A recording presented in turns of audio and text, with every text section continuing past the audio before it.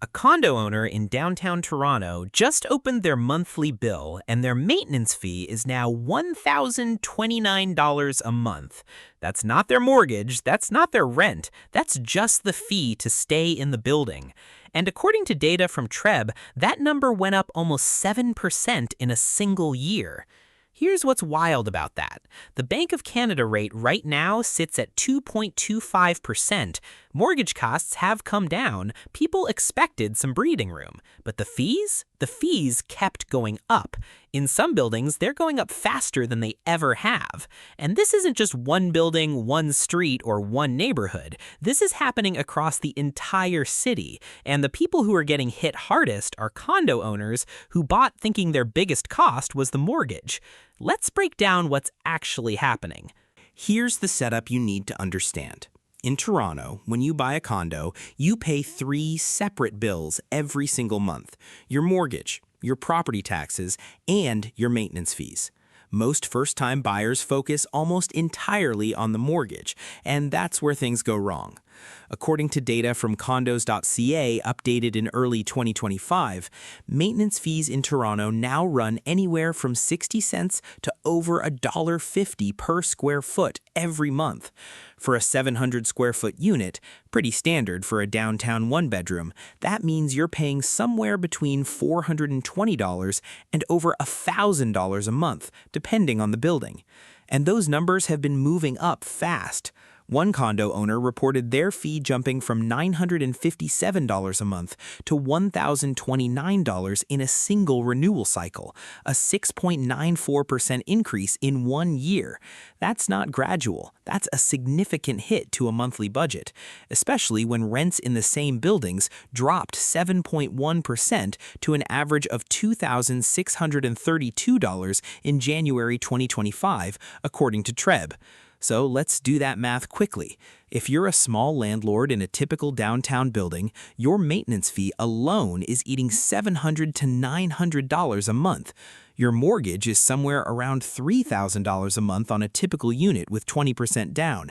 Add property taxes, add your personal condo insurance, you are now deeply underwater on cash flow, and the fees are not coming back down. According to a WAHI analysis of over 1,500 GTA condo buildings in 2024, the median monthly maintenance fee for a one-bedroom ranged from $533 all the way up to $1,039, depending on the building. At the top of that list was 33 Harbor Square on Queens Quay, a building from 1976, where one-bedroom owners pay $1,039 a month just in maintenance. The Shangri-La on University Avenue came in at $1,026. The Grand Harbor in Humber Bay Shores sits at $950. These are not outliers anymore. This is the new normal for a large chunk of Toronto's condo stock. Now let's talk about why this is happening, because the number one driver isn't greed, it's deferred reality. A 2024 report from the Auditor General of Ontario found that 69% of condo corporations in the province had inadequate reserve funds. 69%. That means more than 2/3 of condo buildings in Ontario have been undercharging their owners for years, keeping fees artificially low to look attractive to buyers. And now the bill is coming due. Construction costs in Canada rose by more than 35% between 2020 and 2023, according to Statistics Canada. Buildings that were already underfunded before the pandemic are now looking at repair bills that are completely out of reach. Elevator replacements, HVAC systems, underground parking repairs, window replacements. These are multi-million-dollar projects, and if the reserve fund doesn't have the money, condo owners pay for it out of pocket.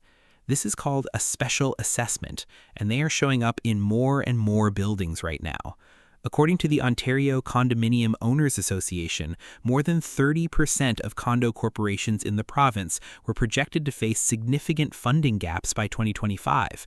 In some cases, those special assessments have run from $10,000 to $30,000 per unit, with very little notice given to owners. In 2023, residents of a 31-story tower in downtown Toronto were told they owed a collective $7 million in a special assessment. In Mississauga, an HVAC replacement that was budgeted at $1.2 million ended up costing $1.75 million after supply chain delays pushed the project to 2023, and each unit owner got hit with a $3,800 bill on top of their regular fees. And according to Ontario's Condominium Act, condo boards do not need owner approval to levy these assessments. That means one day you're fine, and the next day you have a bill for thousands of dollars sitting in your mailbox. On top of that, regular maintenance fee increases are happening faster because of utility costs. The City of Toronto raised water rates by 3.5% in its 2025 budget. The Ontario Energy Board raised hydro rates by 4.8% in late 2024. Every one of those increases flows directly into the condo corporation's operating budget and directly into your monthly fee. But that's just one part of the story.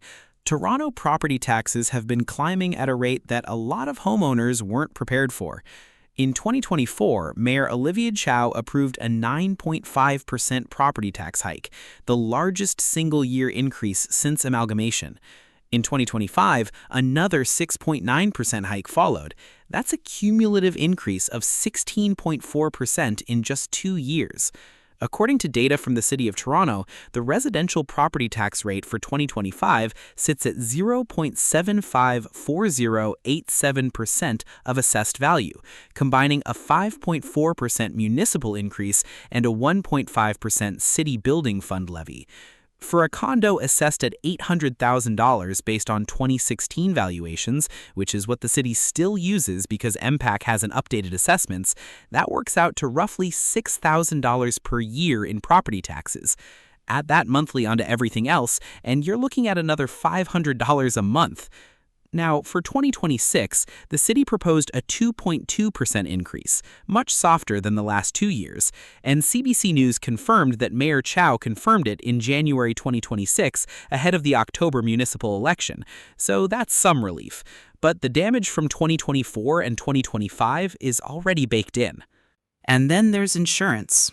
According to Rates.ca's home insurer map data updated in Q1 2026, the average annual condo insurance premium in downtown Toronto is now $748 per year, around $62 a month just for your personal condo policy.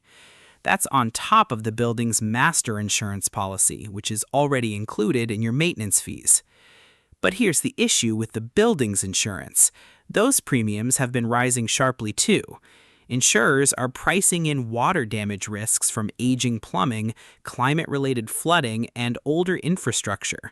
Toronto weather-related insurance claims run 35% higher than the rest of Ontario, and the summer floods of 2024 alone generated $1 billion in insured losses across the province, according to the Insurance Bureau of Canada. When building insurance premiums go up, that cost gets split across all the unit owners through the maintenance fee. It's one more layer. And for older buildings, anything from the 1970s or 80s boom, insurers have been charging 30 to 50% more on premiums for buildings over 30 years without recent plumbing upgrades. The result? The buildings that need the most repair have the highest fees and the highest insurance costs. The owners inside them are caught in a squeeze with no easy exit. Let's put all of this together with real numbers. According to houseindex.ca's Toronto Condo Buyer's Guide for 2026, the GTA average condo price hit $604,759 in January 2026, down 9.8% year over year. With 20% down and a 4.5% mortgage rate, you're looking at roughly $3,200 a month just to carry that unit. Add $600 to $700 in maintenance fees. Add roughly $500 in property taxes monthly. Add $62 in personal insurance. You're now at $4,360 to $4,460 per month in total carrying costs. Average one-bedroom rents in Toronto right now sit around $2,400 to $2,600 a month. That gap is not small. That's $1,700 to $2,000 per month coming out of an investor's pocket. And TREB data shows that units with maintenance fees above $1 per square foot are selling 20% slower than other listings. The Bank of Canada rate dropping to 2.25% helped with mortgage math, but it did nothing for maintenance fees, nothing for property taxes, and nothing for insurance costs. Those bills kept climbing regardless. So here's where things stand as of May 2026. The mortgage conversation has shifted. Rates are lower. But the conversation nobody is having loudly enough is this one. The cost of owning a condo in Toronto is being driven increasingly by fees and taxes that don't move with the Bank of Canada. They move with inflation, aging buildings, underfunded reserves, and city budget deficits. For buyers right now, the number on the listing price is only half the story. The monthly fees, the reserve fund health, and the property tax burden are what actually determine whether you can afford to hold that unit for the long term. For investors, the math doesn't work unless you can absorb years of negative cash flow. And for the people already inside these buildings, the ones opening those monthly statements right now, the numbers are shifting in a direction that nobody expected to move this fast. The market correction got all the headlines, but this is the story underneath it. Everyone watching Toronto real estate right now should be paying close attention to what happens next.